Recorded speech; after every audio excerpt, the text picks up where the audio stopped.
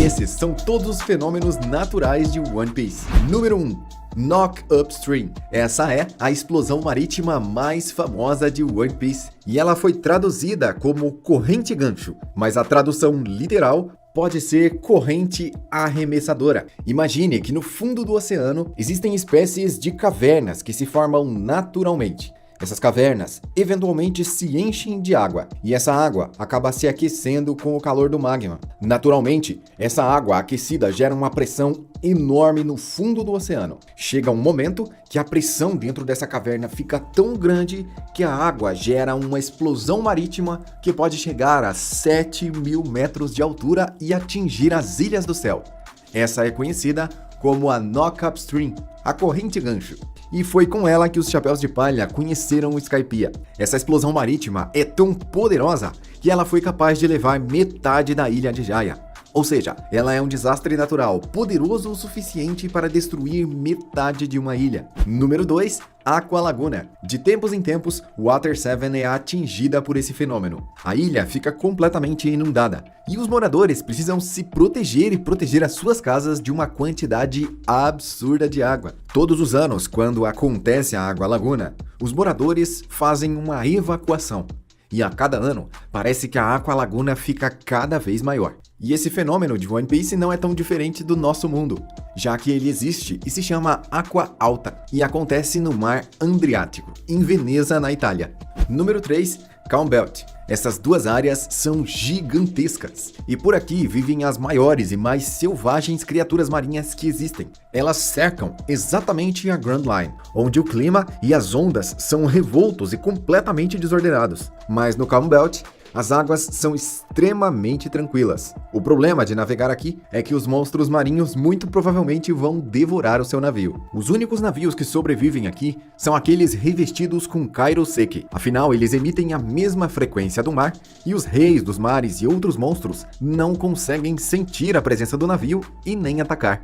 Assim, eles conseguem passar despercebidos. A ilha Amazon Lily fica exatamente dentro de um Calm Belt, assim como a lendária prisão para os maiores criminosos do mundo, a Impel Down. E assim eles criaram um poderoso sistema de segurança natural. Apesar de não parecer natural, esse fenômeno é constante e já se mantém há vários séculos. Número 4. Montanha Reversa. O mundo de One Piece pode ser muito estranho, mas essa talvez seja uma das coisas que mais desafia a física e a própria lógica. A Montanha Reversa conecta os 4 oceanos e é conhecida mundialmente como a estrada para Grand Line. Aqui, a água consegue correr ao contrário e ela está localizada na Red Line. A Montanha Reversa está exatamente no lado oposto de Marigheuse, ou seja, do outro lado do globo terrestre de Marigheuse. E ela é dividida em 5 grandes quedas. As 2 primeiras ligam o Velho Mundo e as 3 quedas finais lançam para a Grand Line. Esse lugar é tão único porque os rios sobem a montanha, encontram-se no topo e depois descem para a Grand Line. Ou seja, a Grand Line é nada mais, nada menos do que o Velho Mundo subindo a Montanha Reversa e depois escorrendo por ela. Na entrada da Montanha Reversa há uma série de portais, e esses portais estão escritos com a mesma linguagem usada pela antiga tribo que criou o Skypiea. Número 5. Grand Line. A Grand Line é uma rota oceânica que envolve o mundo todo, e apesar de fazer um verdadeiro cinto à volta do planeta, as suas bordas são cercadas pelo Calm Belt, acima e abaixo. E o que divide a Grand Line é exatamente a Red Line, uma estrada continental, que é exatamente onde está a Montanha Reversa. A Grand Line é considerado o lugar mais perigoso do mundo e é conhecido como o cemitério daqueles que querem ser piratas. Apesar da terrível reputação, muitas pessoas se aventuram aqui, inspirados pelas palavras do Roger, tentando viver a sua própria aventura e encontrar o One Piece. A primeira metade da Grand Line é conhecida como o Paraíso e é a região mais calma onde vivem as pessoas que podemos dizer que são as mais fracas, pelo menos são as mais tranquilas. É o East Blue e o South Blue. O Paraíso vai do Cabo Gêmeo até o arquipélago de Chabode. E a outra metade é o Novo Mundo. A segunda metade da Grand Line fica entre o North Blue e o West Blue.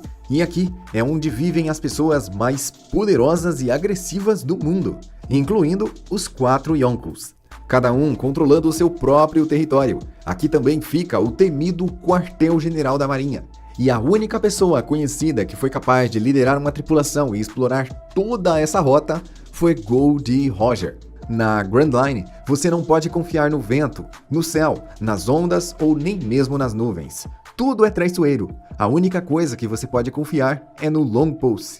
O clima por aqui é totalmente incomum. As regras climáticas não se aplicam. E um dia ensolarado pode se tornar uma gigantesca tempestade. Um dia de neve pode se tornar uma tortura de calor. E um mar calmo pode se tornar altas ondas e um mar revolto e cheio de perigos. Tudo isso acontecendo ao mesmo tempo. Águas ferventes, ilhas de raios, água doce e água congelada. Monstros gigantescos, maiores do que uma ilha. Tudo isso é possível de se encontrar por aqui. Número 6. Triângulo de Florian. Esse local foi inspirado no Triângulo das Bermudas, onde muita coisa misteriosa acontece no nosso mundo. E esse é um trecho que está entre Water 7 até a Ilha dos Homens Peixe. E muitas tripulações e até navios inteiros desaparecem aqui. Por muito tempo, o ex-Chichibukai Gecko Moria e a sua tripulação moravam aqui e dominavam completamente a região. O seu navio, ilha gigantesco, o Thriller Bark, e os seus poderes extremamente problemáticos da Kage Kage no Mi causaram muitos problemas no Triângulo de Florian. Esse local é mascarado por uma névoa cinzenta, e ela é extremamente espessa. Não dá para ver nada à frente. É preciso navegar sem ver o próprio destino, e isso é extremamente perigoso. A névoa densa também bloqueia a luz do sol, e foi mostrado para nós que ela consegue bloquear até mesmo a visão dos espíritos, já que a alma do Brook não conseguiu voltar para o próprio corpo. Não se sabe exatamente qual é a origem dessa névoa, mas por aqui também existem criaturas gigantescas, muito maiores do que as criaturas gigantes que nós estamos acostumados a ver em One Piece. Essas entidades ainda não foram identificadas, e nós vimos 3 delas. Ao longe, no horizonte, elas já são muito maiores do que o navio dos Chapéus de Palha, e elas têm potencial para serem tão grandes ou talvez até maiores do que o elefante Zunisha, que carrega a Ilha de Zou nas costas. E o Triângulo de Florian é assim muito antes do Gecko Moria chegar. Nós sabemos disso, porque a tripulação do Brook se perdeu lá há mais de 50 anos atrás. E o Gecko Moria só chegou lá há cerca de 12 anos. Por isso, o Gecko Moria só aproveitou as condições estranhas do lugar para morar ali. Número 7. Lua cheia. Esse é o fenômeno natural mais relevante de toda a obra, pois nós vimos um pouco mais sobre essa lua quando o Enel foi lá. Uma civilização já viveu aqui. Eles deixaram androides e toda uma cidade abandonada. Além disso, há habitantes nesse local. Animais semelhantes a minks, que são piratas espaciais, os robôs nomeados de autômatas e o próprio Enel estão vivendo nessa lua. Quando essa lua está na fase cheia, ela emite uma energia tão poderosa que ela transforma os minks em Sulongs. E isso mostra para nós que essa não é uma lua normal. Além de emitir uma poderosa onda que modifica os minks, ela ainda já abrigou uma civilização antiga. E ao que tudo indica, os piratas espaciais estão minerando a lua porque ali existe algum minério muito especial. Talvez algo muito caro. No nosso mundo, a lua é responsável pela alta das marés. E vendo como a lua de One Piece é poderosa, faz sentido as marés desse mundo serem tão complexas e tão revoltadas. Número 8. Baleias ilha. Essas são as maiores espécies de baleia no mundo de One Piece. E é a mesma raça da Labum. Normalmente, elas vivem no West Blue e são seres altamente inteligentes, capazes de compreender diálogos humanos e de uma forma muito estranha reconhecer a música Binks no Sake. Essas baleias também vivem centenas de anos e juntas elas formam um verdadeiro fenômeno natural. Quando essas baleias estão reunidas, elas conseguem movimentar completamente a água do mar e os navios próximos, sem querer, podem acabar sendo destruídos. Os Chapéus de Palha entraram nesse fenômeno. E o Brook logo reconheceu essa raça de baleias. Vendo como elas eram parecidas com a Labum, ele tocou Binks no Sake. E as baleias reconheceram a música.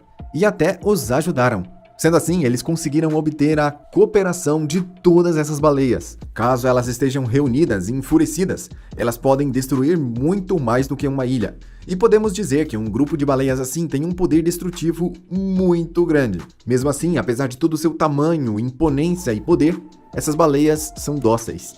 E esses são alguns dos maiores fenômenos do mundo de One Piece. Se você gostou, se inscreva no canal para receber novos vídeos. E agora, eu te convido para ver um vídeo que eu fiz com todos os espadachins de One Piece. Em menos de 10 minutos, a gente vai ver mais de 50 espadachins explicados. O vídeo tá passando na sua tela agora, então confere lá.